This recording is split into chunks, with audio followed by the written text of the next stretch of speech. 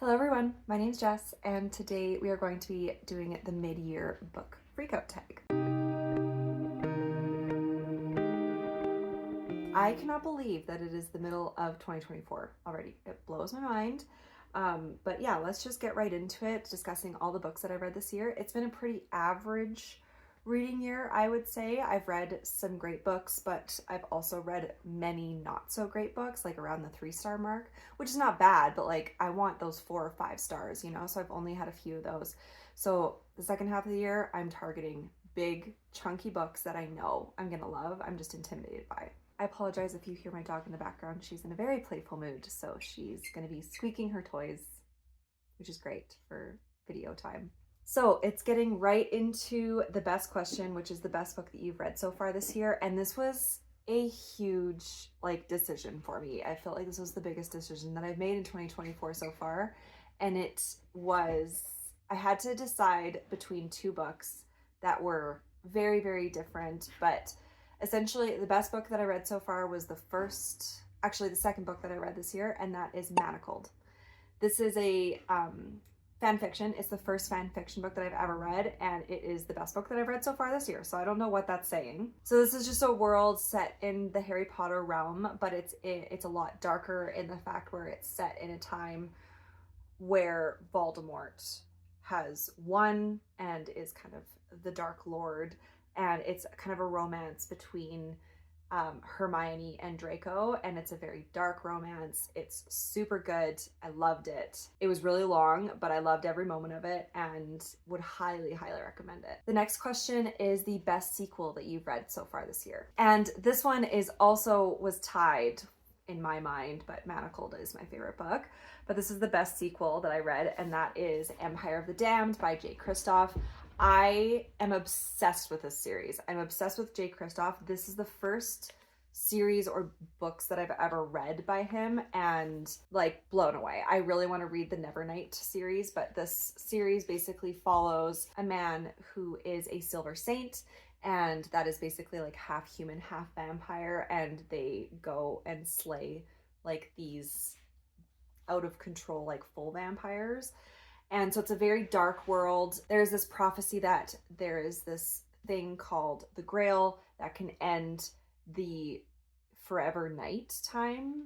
The forever night. I'm doing a terrible job at explaining this. So both the vampires and the Silver Saints are after this Grail, and this is the second book in it, so I can't really say much about it, but the second book was just as good as the first book. A little bit of a different tone. You get a lot of humor, a lot of banter in this book, which I loved. A lot of building in the relationships, and you also get a new POV in this one, which is very interesting. But yes, best sequel. The next question is a new release that you haven't read but you want to, and for this one I'm gonna go with Evocation by S.T. Gibson. The Dowry of Blood I read, I think 2 years ago now, but I also reread it last year, gave it 5 stars again. It's one of my favorite books. I really, really love A Dowry of Blood, and so I want to read Evocation. I do have an Education in Malice on my Kindle, but I've only read 10% of it, and I couldn't get really into it. I don't know if it was just the mood that I was in, but Evocation is one, and then The Tainted Cup by Robert Jackson Bennett is another one. I read Foundry Side last year. I started that trilogy, and it was one of my favorite books of last year, so I really want to read more by him. The next question is your most anticipated release of the second half of the year, and I of course have a few of these, and one is technically already released, but it officially got picked up by a publisher, so it's being re-released, and that is Blood Over Brighthaven by M.L. Wang. I read The Sword of Kaigen at the end of last year, and it was my favorite book of 2023, so I have very high expectations and high hopes for Blood Over Brighthaven. It's on Kindle Unlimited, so I'll probably read it on Kindle Unlimited this summer prior to its release. I think it's getting released sometime in the fall, but this is essentially following a mage, and I think there's some sort of school aspect, and it's very much, I think, of the same tone of having a lot of misogyny and stuff. So I actually quite enjoyed that about The Sword of Kaigen. I mean, I didn't enjoy misogyny in the book, but she handled it really, really well, so I'm excited to see how she handles it again with this different storyline. The other 2 are just kind of auto-buy authors for me, and that is Matt Haig's new release called The Life Impossible or Life's Impossible. I have no idea what this is about. I don't want to know. I like going into his books not knowing anything and just being totally taken off guard, because his books like really take a unique look at what it is to be human, and each book has kind of a different piece on it, and I really enjoy his writing. The other book is Somewhere Beyond the Sea by TJ Klune.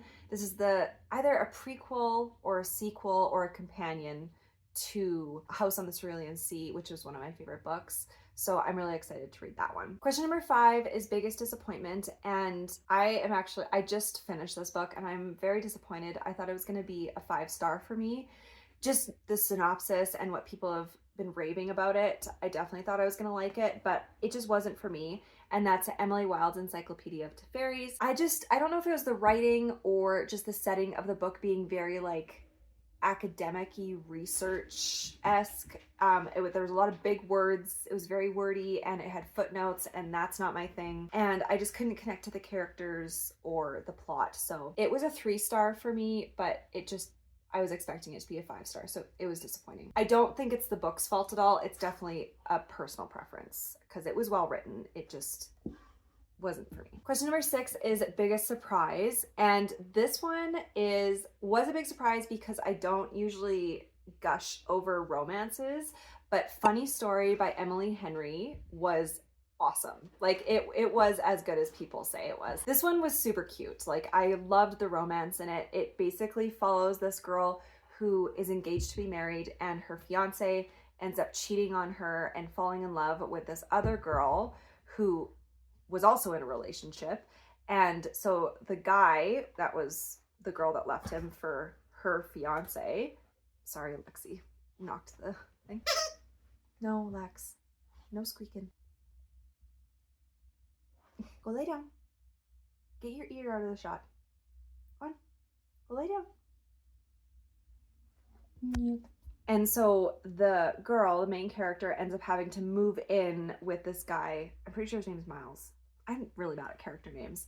And so she has to move in with him, and so they become roommates. And then it's almost like a fake dating trope because they want to make the other couple jealous. It was just, their dynamic was really fun and would highly recommend. It kind of gave me the vibes of Beach Read. Beach Read is my favorite Emily Henry book. The other books I just find are very like 3-star for me. That's why this one surprised me, because this one probably would have been almost like a make or break for Emily Henry for me. Sorry. Oh my goodness. She has this ginormous dragon and she's just like having the best time. But yeah, so Emily Henry this was a make it or break it for me with her, because I felt like I think this is her 5th book. So the past 4 books that I've read by her have been just very meh. Haven't lived up to Beach Read, and this one did. It was a 4-star for me. It was really good. The next question is favorite new author, and that is Helen Schurer. I just finished Blood and Steel, and I had so much fun reading this book. Like, the best time, and her writing just instantly captivated me. I could not put the book down. I loved her storytelling, the flow in which the story was told, the world, the romance, the tension was tensioning, the slow burn was great. So I will definitely be continuing on with The Legends of Thesmar, and she has a standalone that's in the same world, but it's called Slaying the Shadow Prince, and I think you have to read the 2nd book before going into Slaying the Shadow Prince. So I have to read Vows and Ruins first. Next one is new fictional crush, and that is, I mean, this is new because I never thought he was attractive in like the standard Harry Potter books or the movies, but Draco in Manacled is my new fictional crush. I'm obsessed with him.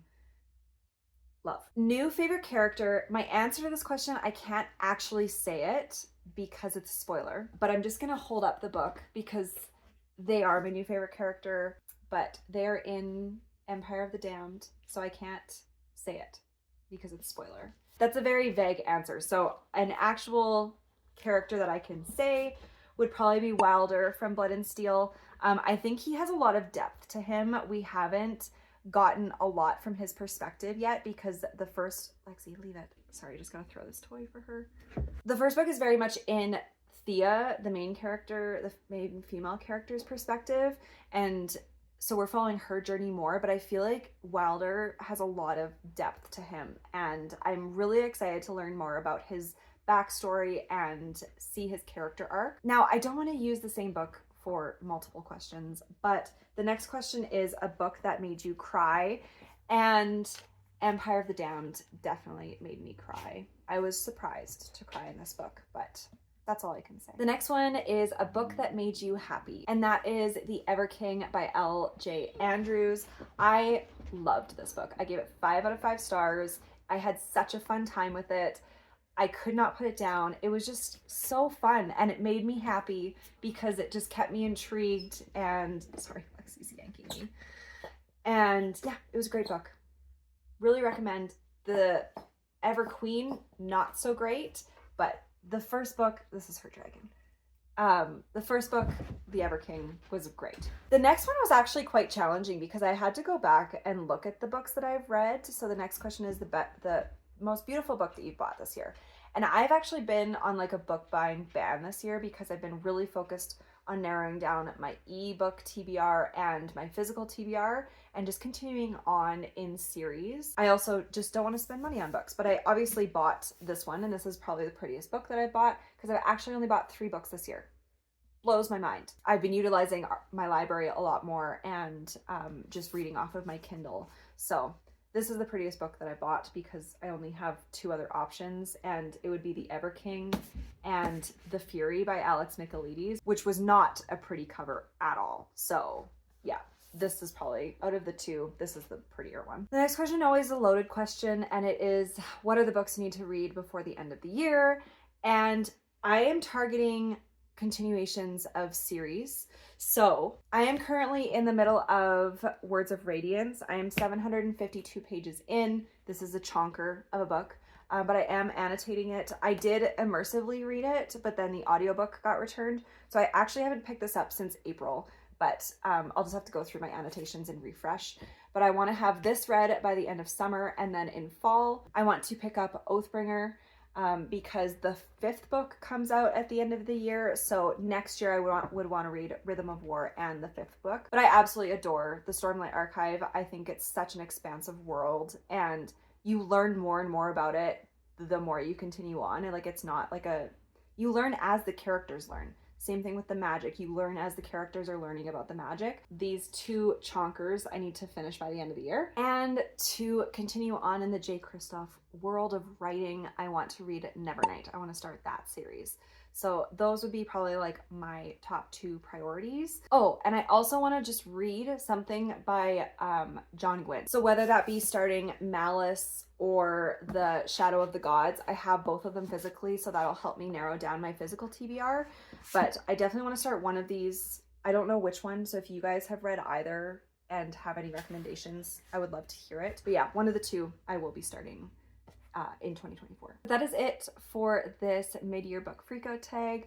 Let me know what your guys' best book of the year is down below, and thank you guys so much for watching, and I will see you in my next one. Bye.